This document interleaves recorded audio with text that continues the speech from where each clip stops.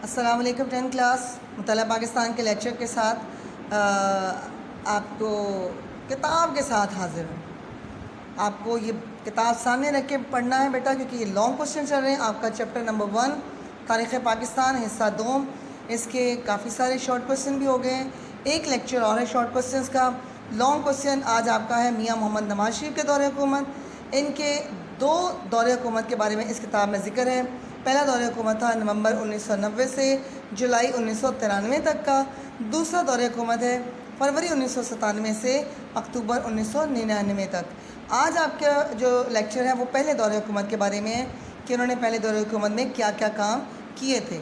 میاں محمد نواز شریف کا پہلا دور حکومت نومبر 1990 میں پاکستان مسلم لیگ کے میاں محمد نواز شریف نے مسلم لیگ کے وزیر اعظم کا حلف اٹھایا۔ ان کے اس پہلے دور کے اہم واقعات درج ذیل میں ہیں۔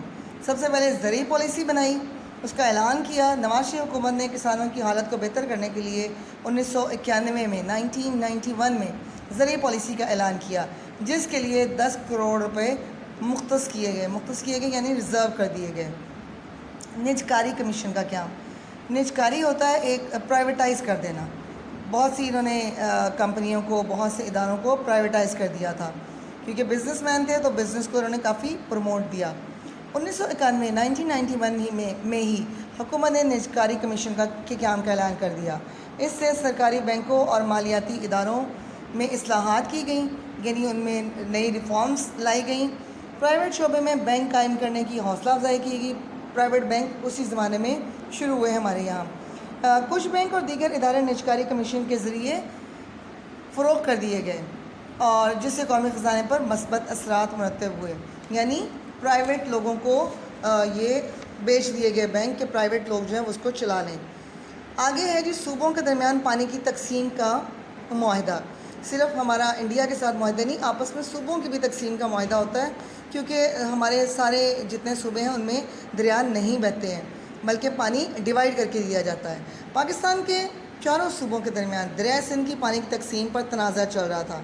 دریائے سندھ ایسا دریا ہے جو ہمارے 4 صوبوں میں سے گزرتا ہے، اور اس کی پانی کی تقسیم کا مسئلہ چلتا رہتا ہے، کیونکہ سندھ کے لوگ کہتے ہیں کہ اس کے پانی پر صرف سندھ کا حق ہونا چاہیے۔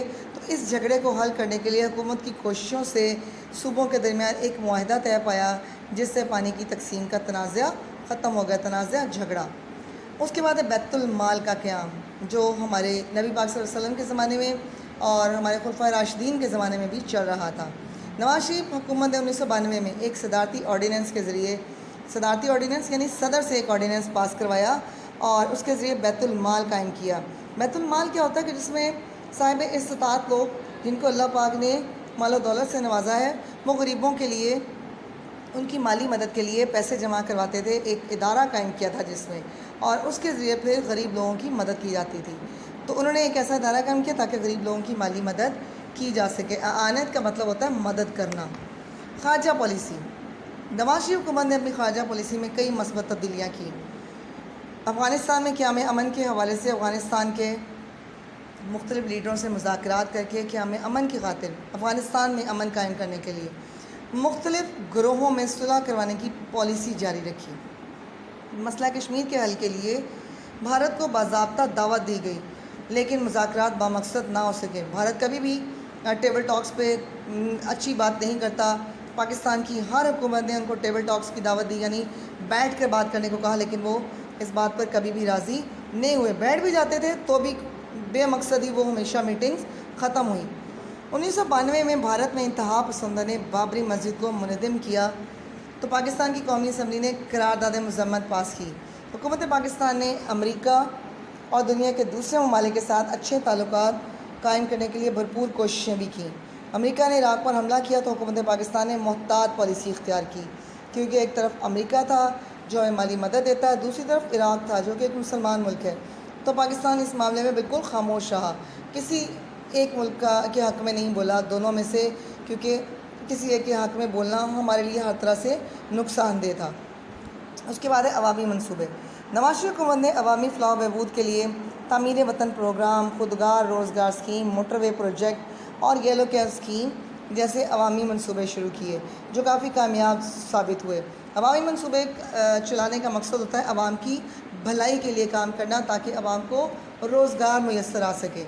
نواز شریف حکومت کی برطرفی، تھوڑا عرصہ رہا پہلے دور حکومت کا ان کا۔ اپریل 1993 میں صدر غلام اسحاق خان پریزیڈنٹ تھے پاکستان کے اس وقت، انہوں نے آئین کے شق 58(2)B یاد آئی آپ کو، بے نظیر کے دونوں ادوار جو تھے، ایک دور ان کا نواز شریف کے اس دور حکومت سے پہلے تھا، ایک ان کے بعد تھا۔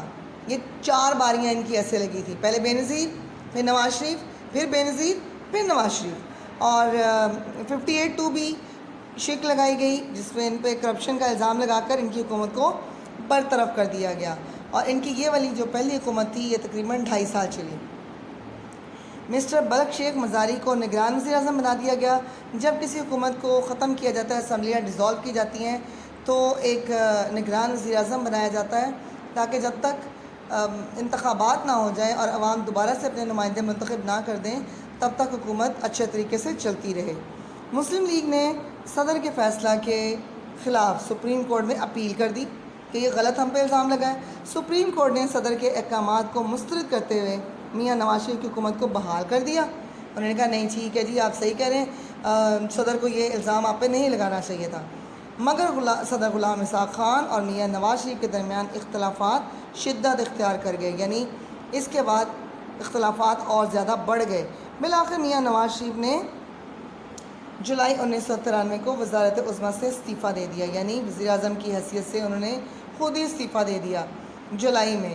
پہلے ان پہ لگائی گئی یہ شق اپریل میں، یہ اپریل میں لگائی گئی، پھر اپیل کی، حکومت بحال ہو گئی، لیکن آپس میں پھر ان کی ناچاکی رہی پریزیڈنٹ کی اور پرائم منسٹر کی، تو نواز شریف صاحب کو جولائی 1993 میں خود استعفیٰ دینا پڑا۔ صدر غلام اسحاق خان بھی صدارت سے مستعفی ہو گئے۔